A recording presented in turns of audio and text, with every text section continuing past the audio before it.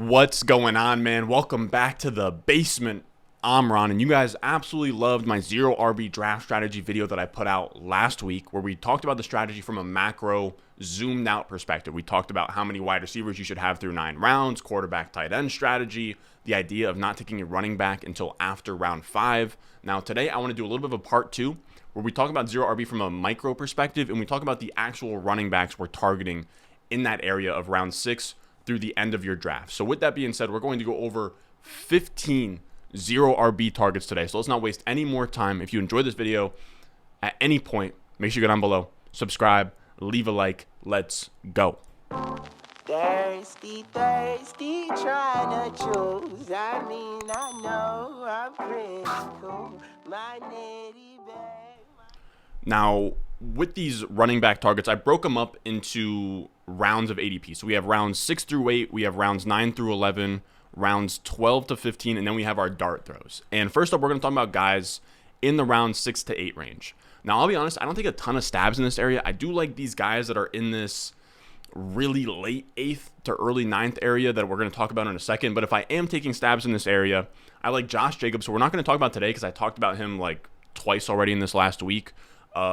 I'm trying to think of when I talked about him in my highest floor players video, but Josh Jacobs is a good guy in this area where if he's there in round 6 and you're in a 0 RB build, he's actually perfect because he gives you a nice floor. He's going to score touchdowns in that offense, and he's going to give you a fine 15 points per game as his median expectation. But after Josh Jacobs, another guy that I like in this round 6 to 8 area is Miles Sanders.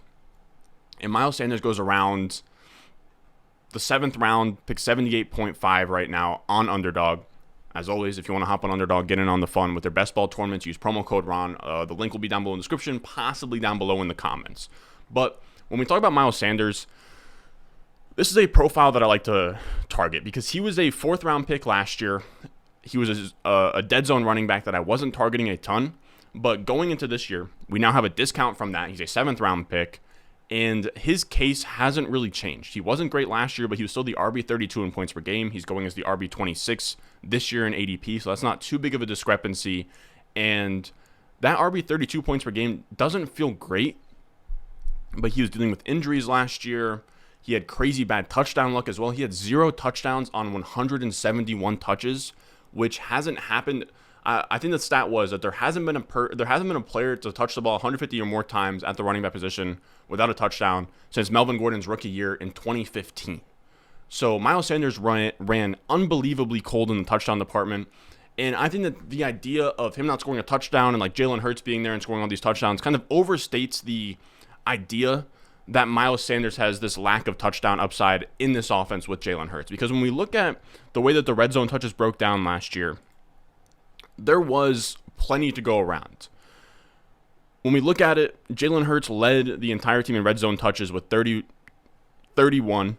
Then you had Jordan Howard with 24, then Miles Sanders with 23. Now, Miles Sanders had 23 despite playing 12 games. He missed 4 of them. He had more than Boston Scott and Kenneth Gainwell. He had less than Jordan Howard, but the thing about Jordan Howard is that he is not going to be there this year. So that's more touches for him available, more touchdowns for him available. And on top of that, when you look across all of these running backs in this offense, yes, Jalen Hurts had 9 rushing touchdowns, but the rest of the running back room had 14 rushing touchdowns. So there's 14 rushing touchdowns that went to running backs last year on an offense that I think is going to be pretty great this season with Jalen Hurts and A.J. Brown and Devonta Smith in year 2 and Dallas Goedert. So I think there's going to be a lot of efficiency there. You also have, not only does the defense now have to account for a competent passing offense, but they still have to account for Jalen Hurts' feet, which we've seen with like Alfred Morris and Robert Griffin, and even like J.K. Dobbins and Gus Edwards with Lamar Jackson. If your quarterback can run, then you're going to benefit from the efficiency of the quarterback running. You're going to freeze up the linebackers. That'll open up holes for Miles Sanders. So you have a lot of space for Miles Sanders to operate as the defense kind of locks in on Jalen Hurts' rushing ability and A.J. Brown and Devonta Smith in the passing game. So it opens up a lot for Miles Sanders. You now have him on a spot where, again, I think the touchdown upside is there. I don't think they're going to run as much this year, right? They were number 1 in rush attempts last year, so I don't think that 14 rushing attempts will be available to the running backs, but I just wanted to make it clear that even the amount of rushing touchdowns that they had, which I'm trying to think right now would be 10 plus 9, so they had 23 rushing touchdowns 9 went to Jalen Hurts. So that's not even half of the rushing touchdowns went to Hurts. So as much as Hurts is vulturing things with Howard gone and Miles Sanders coming in, hopefully healthy at this point, I know that they did lean on Boston Scott and Kenneth Gainwell at times on the goal line, but they're both small backs, and I just don't see them doing that consistently if Miles Sanders performs the way that we think that he can.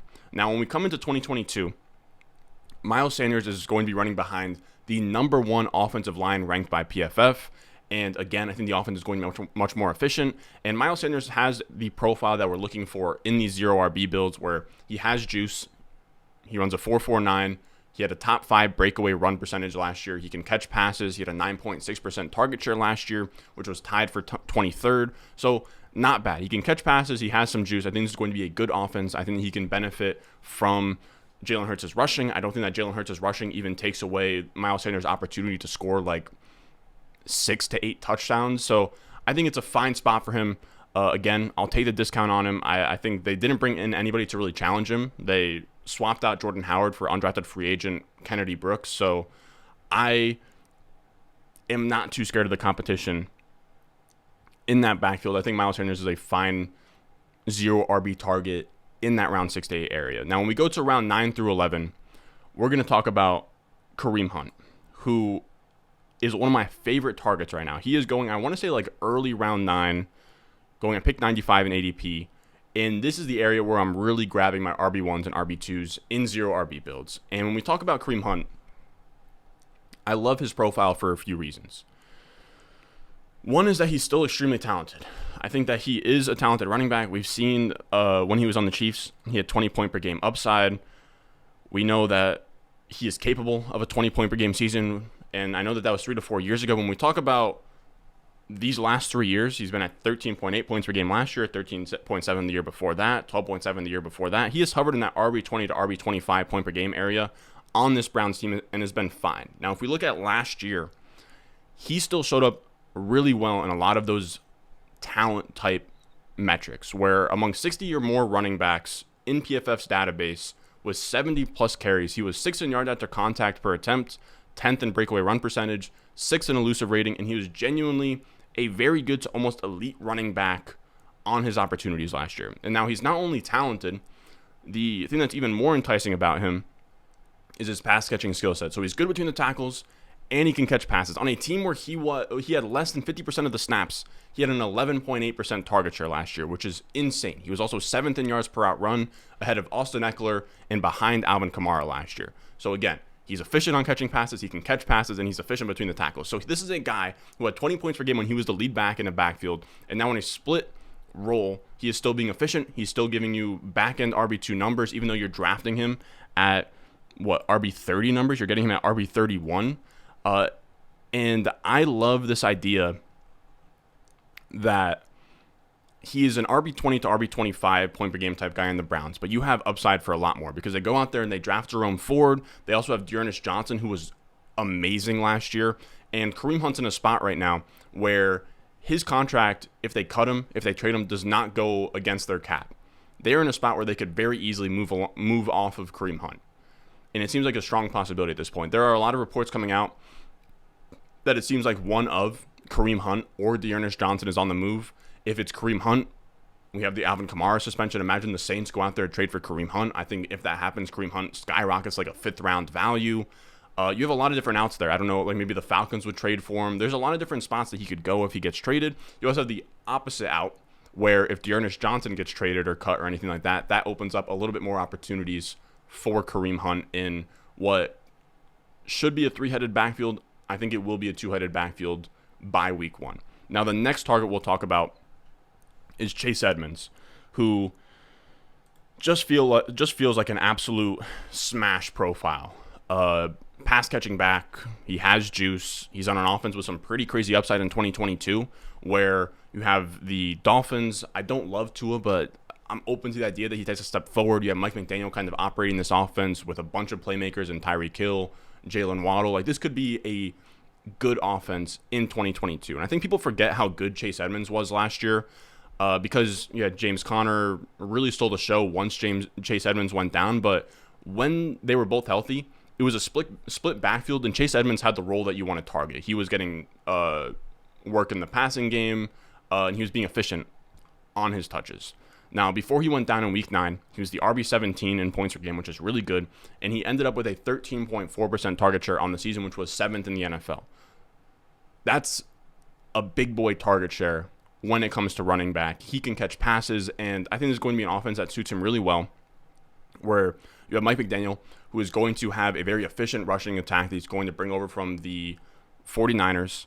Now, I think that Raheem Mostert and even Sony Michel kind of fit the between the tackles sort of mindset that he's looking for, where he wants that, like, I guess more so Raheem Mostert, where he just wants like that thin back that can kind of run the outside zone. But I do think that Chase Edmonds can be explosive, and I think that he can thrive in that kind of offense. And then he's going to get all the pass catching opportunities, where we know Tua is a pocket passer, so he's not going to be as mobile as Kyler was, right? So he even has some opportunity to increase that target share.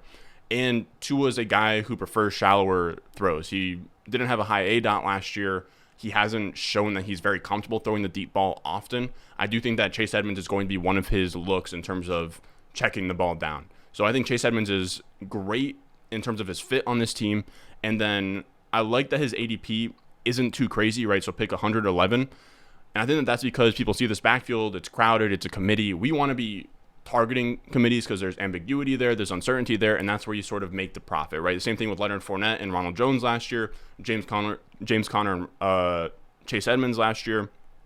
There's value to be had from these split backfields. Very, very, very rarely do we see a backfield remain perfectly split for an entire season like we saw with Denver last year.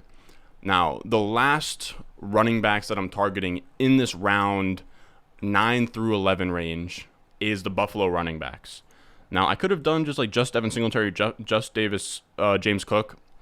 I think they're both great targets. I think they are really both great. Like, I don't think that one is particularly better than the other in terms of 0 RB targets, but they're guys that I want to be more conscious of trying to get more exposure to. I have a ton of Kareem Hunt exposure. I have a ton of Chase Edmonds exposure, but my James Cook and Devin Singletary exposure isn't where I want it to be, because I guess I'm almost indecisive about choosing between both of them.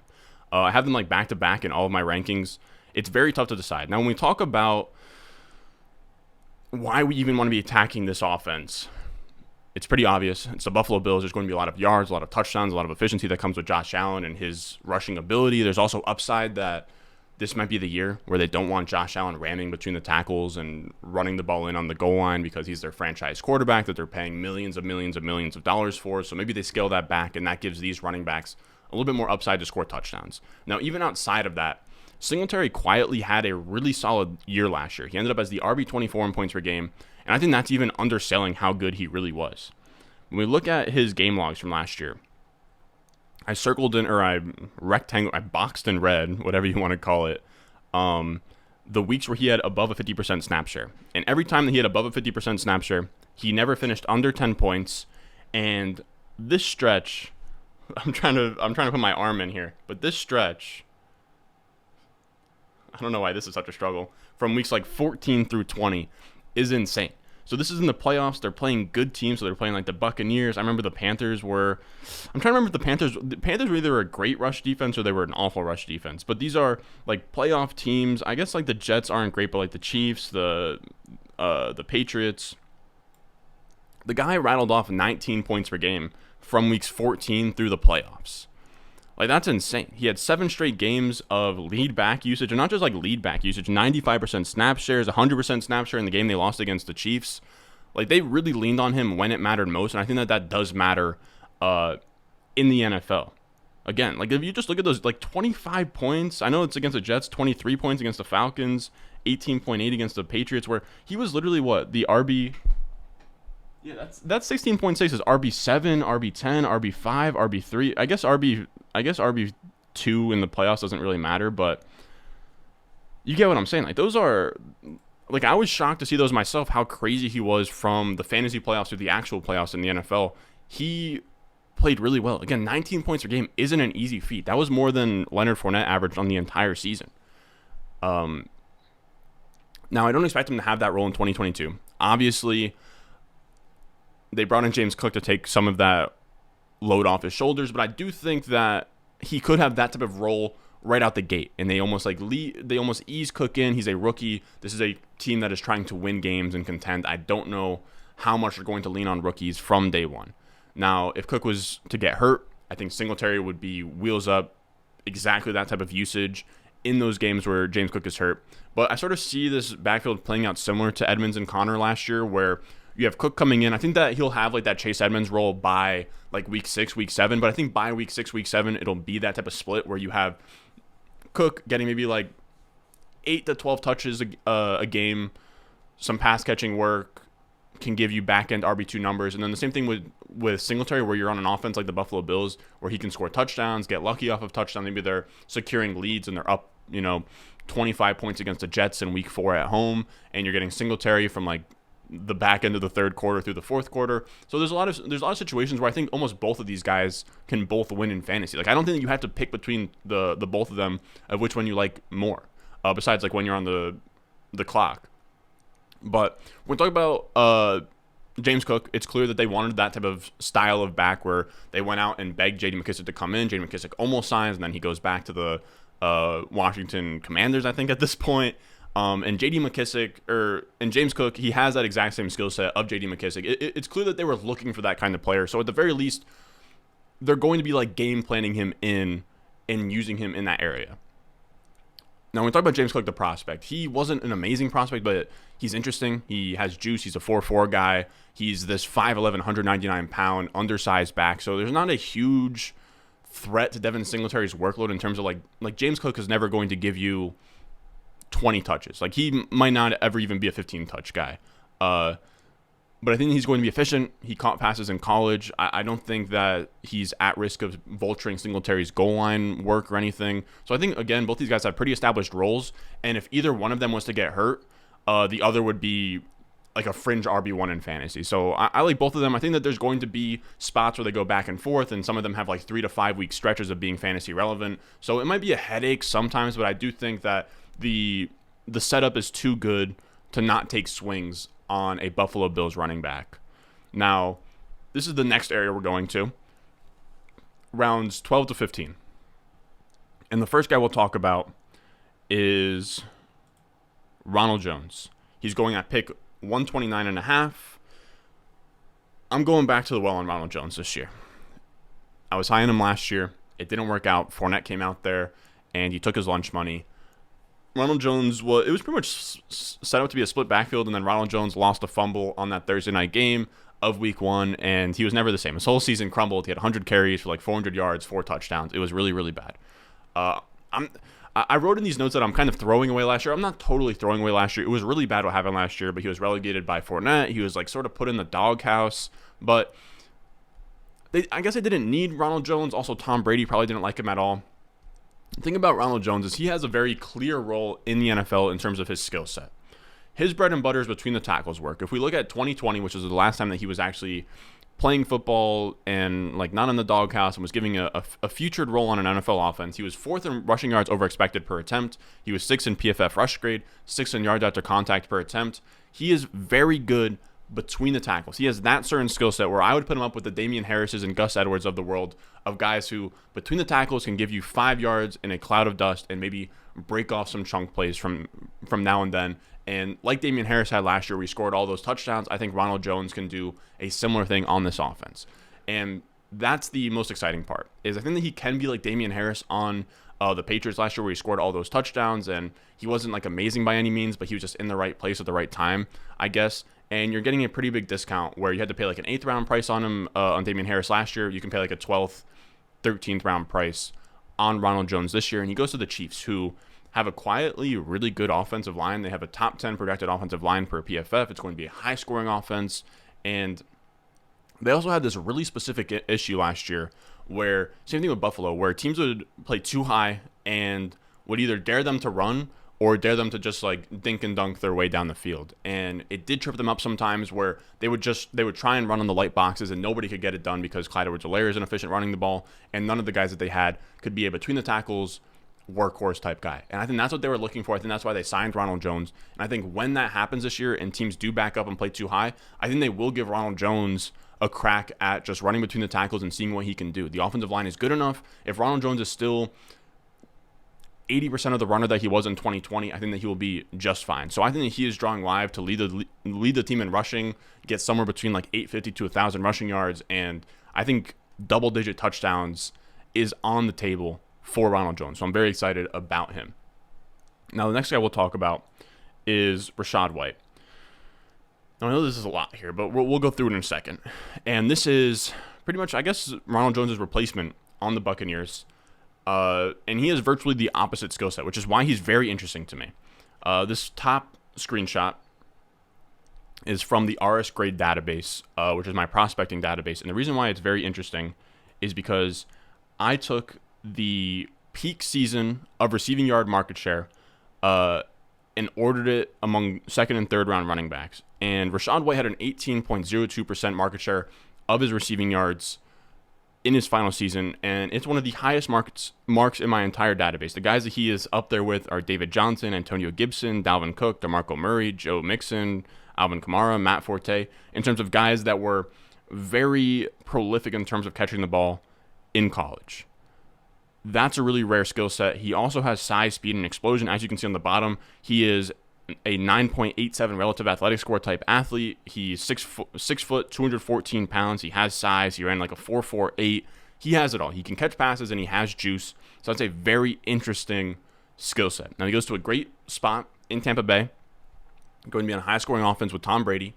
They don't have Antonio Brown. They don't have Gronk. They don't have Godwin. All they're really going to have is Mike Evans. So I do think that if Rachaad White can make himself useful out of the backfield, he could sort of get himself into a James White-esque role on this team. Now, in terms of like change of pace touches and that type of role, he's competing with Keyshawn Vaughn and Giovanni Bernard, where if you're drafting Rachaad White, you're betting that he could be better than those guys. I think that he is better than those guys. He's also an older prospect, so what he lacks in like being raw and having upside, he makes up for it in being an older, more seasoned prospect, where I think that he can have a role right away.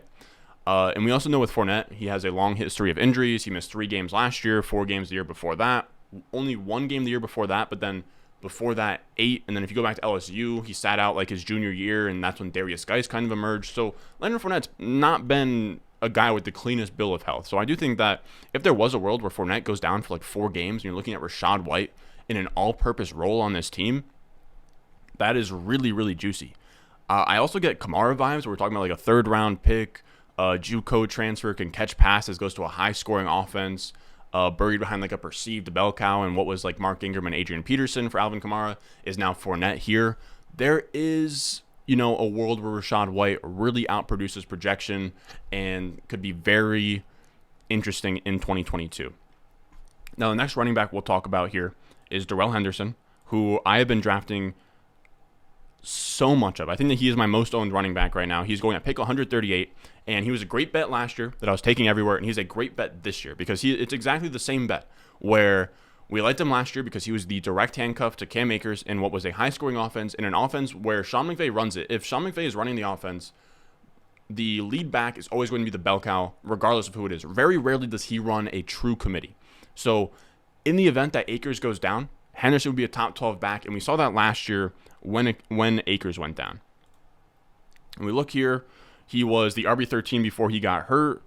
He had 15.7 points per game in those 10 games where I want to say it was like the first 10 games that he played. Yeah, I want to say it was the first 10 games that he played where he was pretty much healthy. I would say not the 5 carry game. I'm trying to gauge it. He might have even gotten hurt in like week 3, but when he was healthy, he was the RB13 with 15.7 points per game.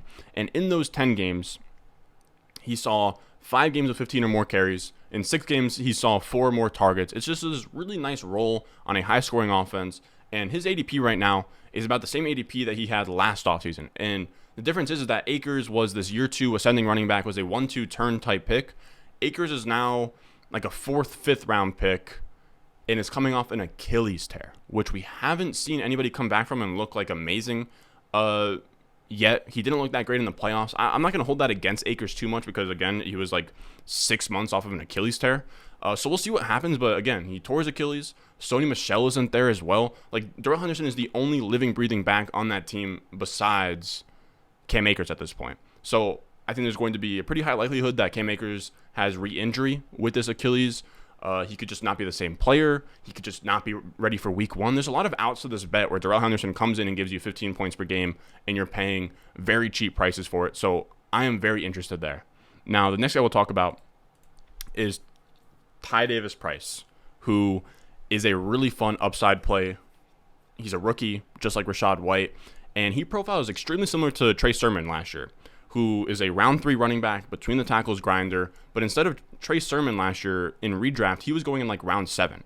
Ty Davis Price, we're getting him in the 14th round, which is amazing. He's not a bad prospect either, man. He's 6 foot, 219 pounds, fine size. He has great speed at 4.48, 90th percentile speed score, and he's this perfect fit for Kyle Shanahan's offense, where you can kind of be the inside guy where you don't have to ram Debo between the tackles. You can do that to Ty Davis Price, and you can kind of leave Elijah Mitchell for the outside zone stuff. So I think that he kind of can be maybe not a 1A or a 1B, I mean. I think he's going to get his touches, man. I think week one you can expect like 5 to 8 touches, and it wouldn't shock me if he gets to a spot where he can get like 12 touches a week. And if Elijah Mitchell gets hurt, we saw him get hurt last year. He isn't a big running back. Like, it wouldn't shock me at all if Ty Davis Price rips off like a 6-game stretch of 15 points per game. We've seen Jeff Wilson do it. We've seen Raheem Mostert do it. This is an offense where I just want to have cheap running backs within it, because Kyle Shanahan always produces fantasy points at the running back position, and he always switches around to even his lead back is. So when we look at the last 5 seasons, his lead back has been somebody different. Elijah Mitchell, Jeff Wilson, Raheem Mostert, Matt Breida, Carlos Hyde. I forgot about Matt Breida too. That probably is who I should have said earlier on when I was talking about Kyle Shanahan type running backs, but I don't see how Ty Davis Price is a bad bet. I think that he's drawing live to just be the lead back altogether if he looks good in camp. And again, if Elijah Mitchell has any like fumble or anything, Kyle Shanahan could just put him in the doghouse. There's a lot of outs of that bet that I like. Again, the prospect profile is fine. It's going to be a high-scoring offense. The offensive line is solid.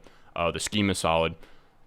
I'm betting on Ty Davis Price. Now, when we talk about our dart throws here, this is round 16 plus. First up, we'll talk about Sony Michel. We're going to run through these a little bit quicker. They're dart throws. I just jotted down some notes. But Sony Michel, like Chase Edmonds, he's going to be in this Miami offense. I think there's going to be goal line upside there where he can kind of be the James Conner, where he could just sort of punch things in on the goal line. It's going to be a high-powered rushing attack where there's going to be some efficiency. And I would even say that there's going to be upside there where he could just straight up have more rushing yards than Chase Edmonds and then also score like 10 touchdowns. So that's in his range. He was a 15 points per game guy when he was given more than 12 carries last season. He's still sort of he still got it, right? He was still used as a full-time bell cow running back last year at times. I don't think that he's completely washed. So Sony Michel's a guy that I'm taking very often in like the final round of drafts right now. Then we also have Dearness Johnson, who I love, who is with Kareem Hunt.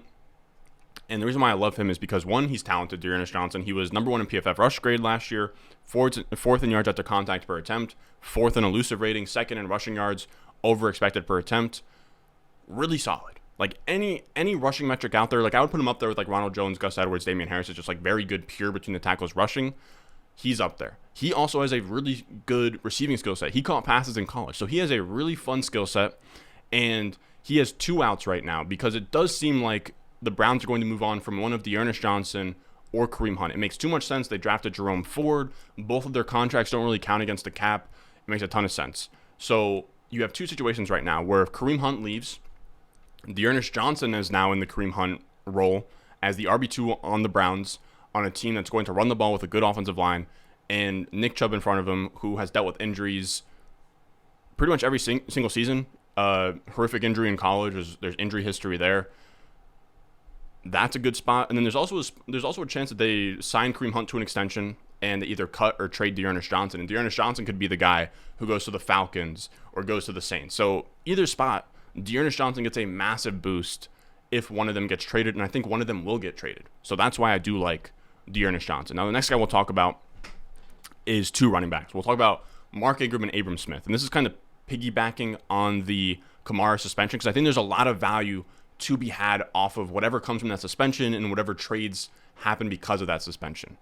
And if the Saints, let's say they don't go the route of signing a free agent or trading for Kareem Hunt or Dearness Johnson, and they're just like, okay, we have Mark Ingram, we have Abram Smith, we have Tony Jones, whoever. The 2 guys I'd be targeting is Mark Ingram and Abram Smith. We know who Ingram is at this point. He's a plotter. He had like a couple games for the Texans last year where they gave him a bunch of carries and he was okay, I guess. So I think that he would be fine. And then the other guy I really like is Abram Smith, who's this really fun undrafted free agent who was given one of the biggest contracts on the undrafted free agent market.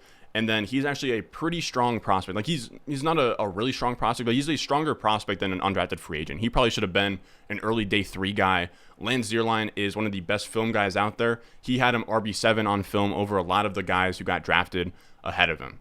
Now, the next running back we'll talk about here is Deonta Foreman, who had a really solid year last year. He came off I think he tore his Achilles maybe like 2-3 years ago, so he had a lot of time to recover, but he was really solid last year. He was a 14 point per game guy in the 5 games that he had 12 or more carries. He had 3 100-yard rush games from weeks 12 to 15, and when we talk about him as a prospect, he was really fun. He's like this big boy, 6 foot, 233 pounds, ran a 4.51, 94th percentile speed score. Like he is the size speed specimen. He looked great between the tackles last year, and there's a lot of people that believe that Christian McCaffrey's injury prone, whatever. If you want to bet against Christian McCaffrey, don't fade Christian McCaffrey and not take him at the top end of your drafts. Just take Deonta Foreman in the drafts where you don't take McCaffrey. So do not handcuff McCaffrey, but let's say you're in 5 leagues and you get McCaffrey in one of them, get Deonta Foreman in like 2 or 3 of those leagues. So if that one league dies because McCaffrey gets hurt, you have like 2 or 3 leagues where you have Deonta Foreman on your bench and now have a free 15 points per game in whatever leagues those are.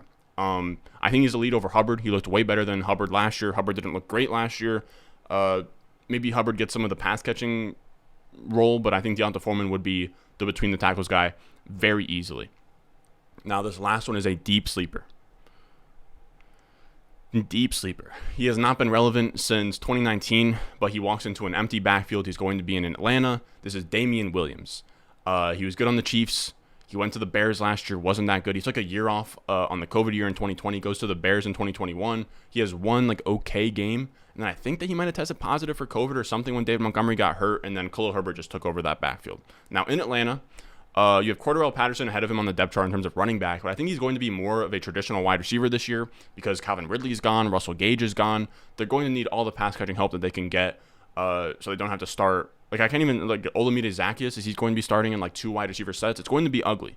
So I do think Cordarrelle is going to be playing wide receiver. I also think that last year was like a lot of, I don't know, man. I think it was kind of like magical for Cordarrelle, like almost like a Peyton Hillis type season. Like I don't know that he's going to come out here and be their RB1 by any stretch of the imagination. So we have Damian Williams there, and really all he has to compete with that running back is Tyler Algier, who I like and actually think is a fine 0 RB target, but in the last round of a draft, I don't mind taking the other side of that coin flip that Damian Williams beats him out and has like 12 carries in week 1. So that is our in-depth 0 RB list. Let me know if you disagree with any of the guys that I put on here. If I left off, if I snubbed really good 0 RB targets that you've been targeting. Also, let me know who like I think one of the best things you can do right now, especially in underdog best ball and just these tournaments, is really switching up that last round like dart throw between like Damian Williams and even guys that I didn't mention. I'm trying to think of like Kenyon Drakes of the world and Dontrell Hilliards of the world. Let me know who is your favorite like last round dart throw, because I really am just trying to gather names. Like one of them last year that I should have had more of was Cordarrelle Patterson. Same with even like Ramondre Stevenson was one of those guys. Justin Jackson, who became a league winner. Rashad Penny. So if you can really diversify who you're getting in those last few rounds and make sure you're diversifying them into good profiles, that's a really good winning strategy. So if you guys have anybody out there that you guys think is interesting in terms of those like very late, like last running back in a draft type guy, let me know down below in the comments, because I'm always curious to know the upside cases. Like if you want to make an upside case for, I'm trying to think of just somebody like ugly. But I guess that could be Damian Williams, Jerick McKinnon, Boston Scott, if you want. But yeah, you know what I mean? Like those very like fringe. Chris Evans is another one. But yeah, that's going to do it for us today. Benny Snell. I don't know why I'm just naming random 18th round running backs, but that's going to do it for us today. As always, if you enjoyed the video, make sure to get down below, subscribe, leave a like. And as always, I will see you guys in the next one. I got the juice, I got the juice. Channel, Chatham's on. Foolies glad I'm home. Even my haters kinda glad I'm on. Rest in peace to my vagabond. Rapper, song, singer, suspended, subpoena from Mr.